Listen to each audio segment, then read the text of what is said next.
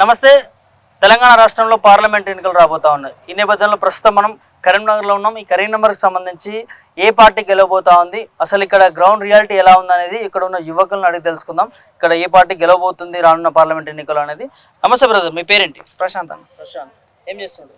చదువుకున్న పీజీ అయిపోయింది. Competitive exams కోసం ఉద్యోగాలు పడతాయని ఒక ఆశతోని ప్రిపేర్ అవుతున్నాను. ఎక్కడ నుంచి? పచ్చనూరు అన్న, మానకొండ కాన్స్టిట్యున్సీ, పచ్చనూరు గ్రామం. ఎలా ఉండబోతుంది కరీంనగర్ ఈసారి పార్లమెంట్ ఎన్నికల్లో? పార్లమెంట్ తప్పకుండా బీఆర్ఎస్ గెలిచే అవకాశం ఎక్కువ ఉందన్న. మీరు కాంగ్రెస్ గెలిచి చేసింది ఏం లేదు. బండి సంజయ్ 5 సంవత్సరాలు ఉండి అతని మీద యువత ఎన్నో ఆశలు పెట్టుకొని గెలిపిస్తే అతను చేసింది జీరో. అసలు మా ఊర్లో ఒక్క శిల్పం మీద కూడా ఆయన పేరు లేదు. అసలు ఒక్క ఇనాగరేషన్ ఏది లేదు, ఒక్కసారి కూడా వచ్చింది లేదు. ఆయన చేసిన యూత్ మాత్రం ఆయన ఎన్నో ఆశలు పెట్టుకొని మాకు ఏదో కంపెనీ కేంద్రం చేస్తాడు, కేంద్రంలో ప్రభుత్వం ఉంది, ఎన్నో ఆశలు పెట్టుకొని వచ్చిన ఆయన చేసింది అస్సలు ఏం లేదు. ఈసారి వస్తాం మాత్రం తప్పకుండా ఒక్క ఓటు కూడా మా ఊరు నుంచి పడదు. ఖబర్దార్ బండి సంజయ్, నువ్వు వచ్చి చేసింది ఏం లేదు, యూత్కి అసలు మొత్తమే చేసింది ఏం లేదు, అసలు ప్రజలు కూడా నువ్వు చేసింది అసలు ఏం లేదు. కాబట్టి సార్ సిట్టింగ్ ఎంపీగా ఉన్న బండి సంజయ్ 5 సంవత్సరాలు ఉన్నాడు. అటు కేంద్రంలో బీజేపీ ప్రభుత్వం ఉంది, ఇక్కడ తన ఎంపీగా ఉన్నాడు. అసలు తీసుకొచ్చిన నిధులు కానీ ఎలాంటి ఫండ్స్ ఏం లేవా?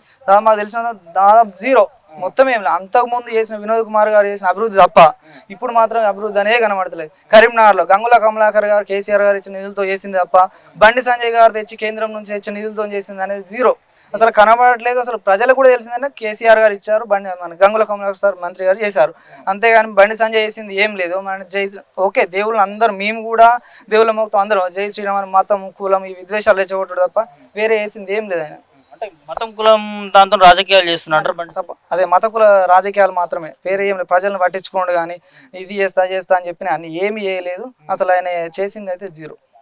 ఇవాళ ఏం వారం అన్నా, రేపు ఏం వారం అన్నా అవే జై శ్రీరామ్, దేవుడు అన్న, దేవుడు మోడీ, ఇవి తప్ప వేరే అతని మాటలు ఈ డైలాగులు, ఓన్లీ మతం డైలాగులు, కుల డైలాగులు, మోడీ అని ఇవి డైలాగులు తప్ప ప్రజలకు అభివృద్ధి చేసి ఉంచాలి కానీ అభివృద్ధి అనేది ఏం లేదు.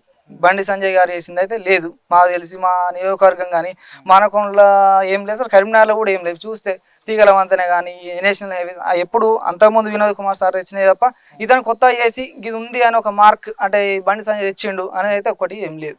అంటే ఇక్కడ వినోద్ కుమార్ గెలుస్తారని చెప్తా ఉన్నారు కదా, అసలు ఎందుకు వినోద్ కుమార్ కరీంనగర్లో గెలవాలనుకుంటున్నారు మీలాంటి యువత? మా తెలంగాణ వాణి మా తెలంగాణ ప్రజల మనకు రావాల్సిన నిధులు కానీ ఏమి, ఇప్పుడు బండి సంజయ్ ఉన్నాడు ఆల్రెడీ ప్రభుత్వం అయినప్పటికీ తన నిధులు తేలేకపోయాడు. ఇక్కడ ఉంటే బీఆర్ఎస్ నుంచి అతను ఒక అడ్వకేట్ అంటే లాయర్గా ఉన్నాడు. ఆయన ఒక 2001 నుంచి 2014 వరకు తెలంగాణ ఉద్యమంలో చురుగ్గా పాల్గొని అక్కడ కేంద్రంలో కానీ కొట్లాడి తెలంగాణ రావడం కీలక పాత్ర పోషించింది. కాబట్టి ఇప్పుడు ఉంటే నిధుల కోసం మనకు వచ్చే తెలంగాణకు వచ్చే నిధులు కానీ ఏవైనా కానీ తీయగలడని ఒక నమ్మకంతో కరీంనగర్కి వచ్చే నిధుల కోసం మేము అతన్ని గెలిపించాలనుకుంటున్నాం.